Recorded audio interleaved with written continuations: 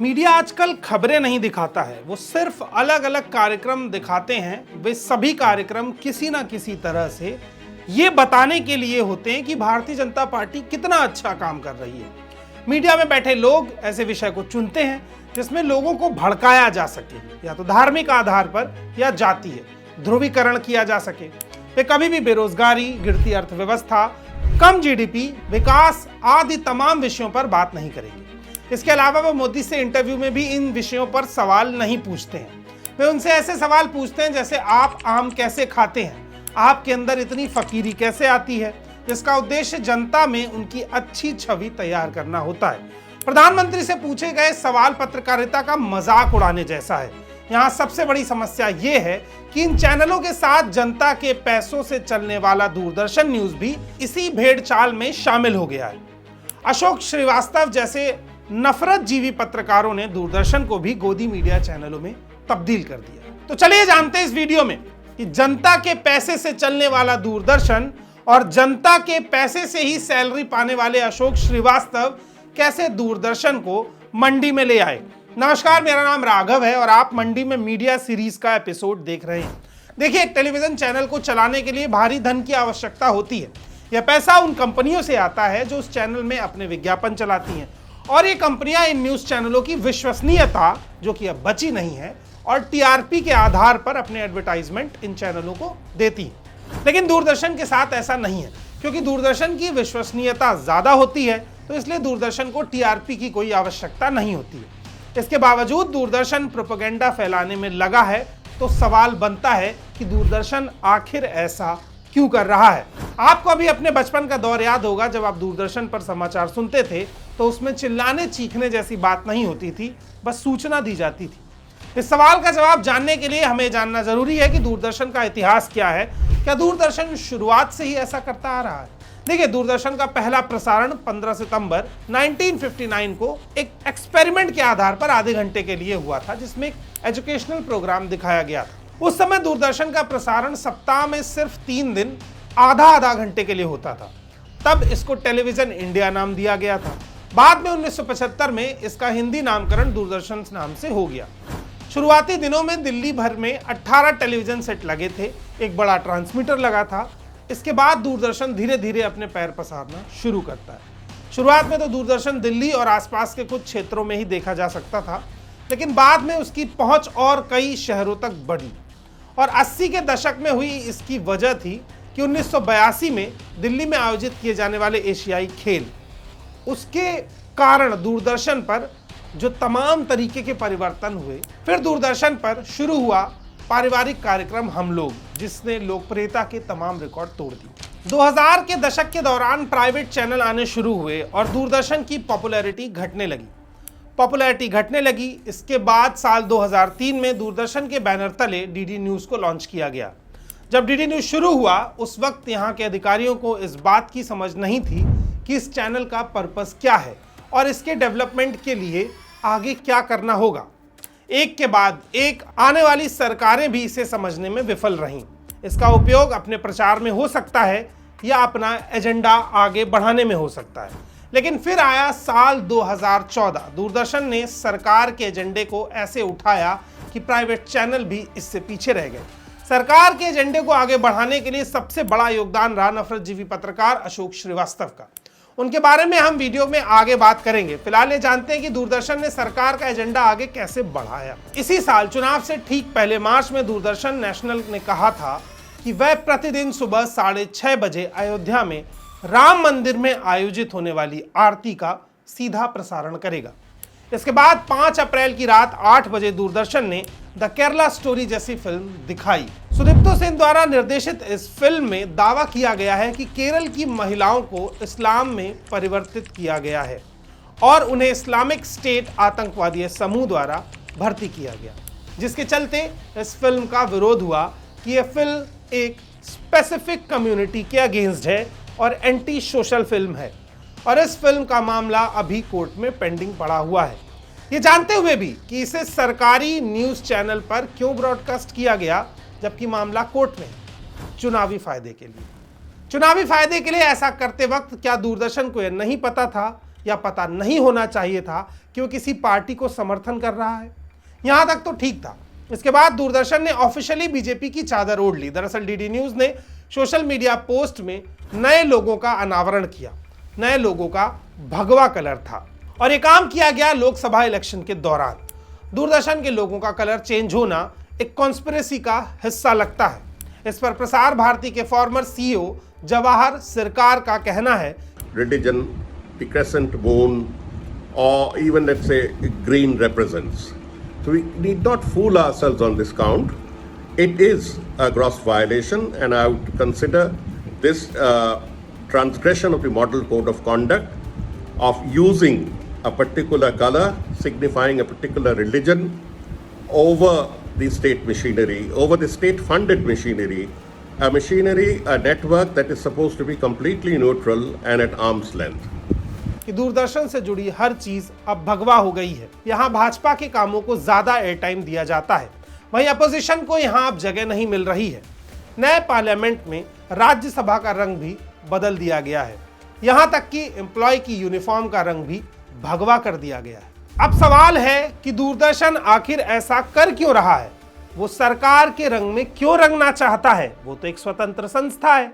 देखिए, American singer Jim Morrison famously ने कहा था कि जो कोई भी मीडिया को नियंत्रित करता है वह लोगों के दिमाग को नियंत्रित करता है। कैसे करता है? चलिए आपको मैं इसका उदाहरण देता हूं। पहला, 1993 से पहले नाजियों के पास जनवरी में लगभग 4700 स्वतंत्र रूप से संचालित होने वाले अखबारों में से 3% से भी कम पर नियंत्रण था। 1933 में जैसे ही हिटलर ने सत्ता संभाली, उनमें से ज्यादातर अखबार या तो बंद हो गए या सेंसरशिप के जाल में फंस गए। नाजी पार्टी ने लोगों को रेडियो खरीदने का प्रस्ताव दिया। जर्मनी में लगभग 70% घरों ने रेडियो खरीदा क्योंकि रेडियो भारी छूट के साथ बेचे जाते थे। वे रेडियो पूरा दिन नाजी कंट्रोल प्रचार कार्यक्रम, समाचार और भाषण प्रसारित करते थे।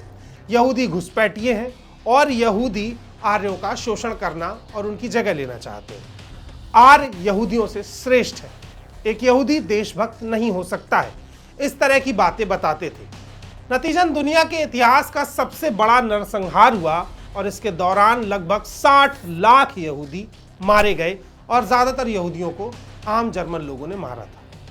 दूसरा, 7 अप्रैल से 15 जुलाई 1994 तक रवांडा ने लगभग 100 दिनों तक एक बड़ा गृहयुद्ध देखा।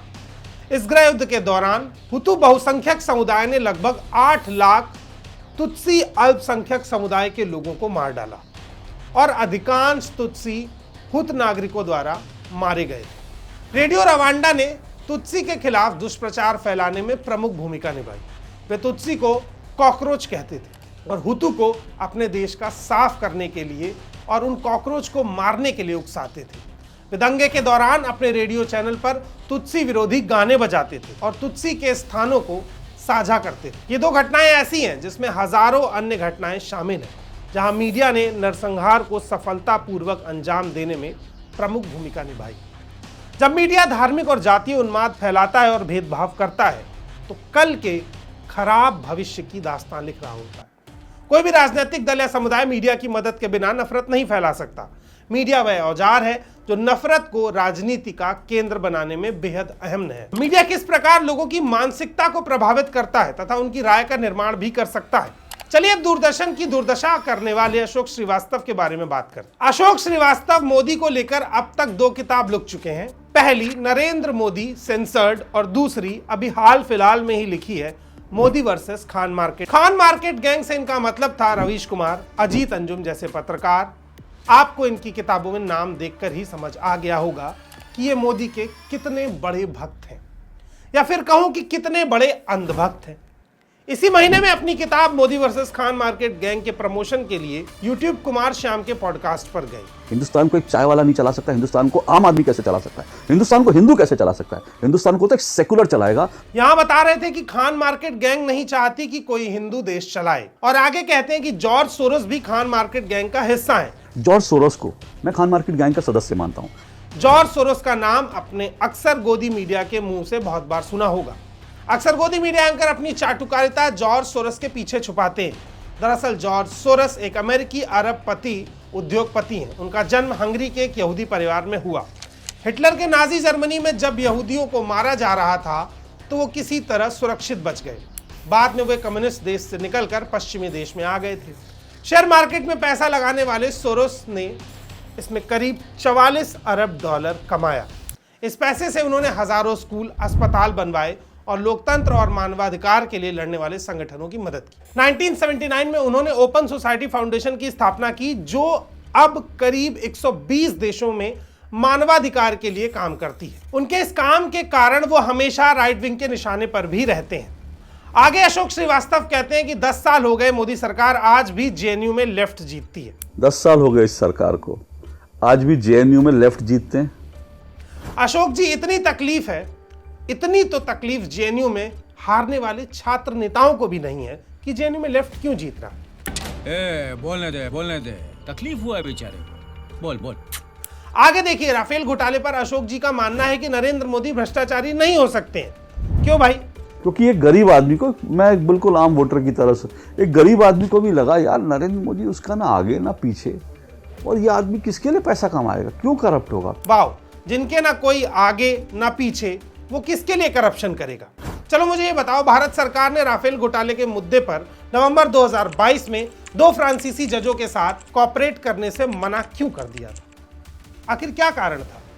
आगे कहते हैं कि आज नरेंद्र मोदी हैं तो आप सुरक्षित महसूस कर रहे हैं। आज नरेंद्र मोदी हैं, आप सुरक्षित महसूस कर रहे हो। अशोक जी, जनता के पैसे की तनख्वाह से अपने इतनी दलाली कैसे कर ली? मोदी जी के होने से हम और आप सुरक्षित महसूस कर रहे हैं। आगे कहते हैं कि ये लोग अगर सरकार में ताकतवर हुए तो हिंदुओं को पैरों तले कुचल देंगे। तो ये लोग हिंदुओं को मतलब अपने पैरों तले मसल डालेंगे, कुचल डालेंगे, सांस लेने के लिए भी आपको नहीं मिलेगा। इतनी खतरनाक सोच के साथ ये लोग आगे बढ़ रहे हैं। कौन लोग? लेकिन साल 2014 से पहले अशोक जी, आपने खुद कहा था कि हिंदुओं को कलावा नहीं पहनना चाहिए। आपने अपने यूपीए काल के दौरान कलावा हटाने की बात ही ट्विटर पर कही, वो संस्मरण क्या है? नहीं, देखिए, यूपीए के दौर में बहुत कुछ हुआ था, ठीक है, बहुत कुछ हुआ था। उस समय हिंदू होना, हिंदुओं को अपनी पहचान छुपाए रखना वो ज़रूरी हो गया था। मतलब आप खुलकर जो है कलावा, टीका, जो भी चीज़ें, मतलब वो संस्करण मैंने उसमें बता रखा है, वो एक पुराना पूरा का पूरा संस्करण है, वो ओपन इंडिया ने पूरी खबर भी छापी थी, वो सब जानते हैं, मैं उसको रिपीट नहीं करना चाहता। लेकिन उस समय ऐसी बहुत सारी चीज़ें थी। इसके हिसाब से साल 2014 से पहले हिंदुओं को अपनी पहचान छुपा कर रखना पड़ता था। चलिए आगे बढ़ते हैं। आपने वॉर रुकवा दी पापा वाला वीडियो देखा? अगर आपने नहीं देखा तो उसका 2.2 वर्जन आ गया है, ये देखिए। उन इंटरव्यू में नरेंद्र मोदी आज अगर दुनिया के नेताओं के बीच इतने सब, मतलब रूस और यूक्रेन के बीच जो आदमी संतुलन बना सकता है। आगे कहते हैं कि YouTube पर मॉनिटरिंग होनी चाहिए। अरे मॉनिटरिंग तो आपकी भी होनी चाहिए अशोक जी, इतनी दलाली कैसे करते हैं? फिलहाल के लिए इस वीडियो में इतना ही। मिलते हैं किसी अगली वीडियो में मंडी में मीडिया की किसी और स्टोरी के साथ, जिसमें हम आपको बताएंगे कि किस तरह से इस देश की पत्रकारिता को इस देश के तमाम दिग्गज पत्रकार गर्त की ओर ले जा रहे हैं। हमारा ये एपिसोड आपको कैसा लगा ये कमेंट बॉक्स में ज़रूर बताइएगा। उसके साथ साथ थोड़ा समय देकर मॉनिटिक्स को सब्सक्राइब भी कर दीजिए, बेल आइकन भी दबा दीजिए, ताकि ये तमाम अपडेट्स आप तक लगातार पहुंचती रहे। बहुत बहुत शुक्रिया, बहुत बहुत धन्यवाद।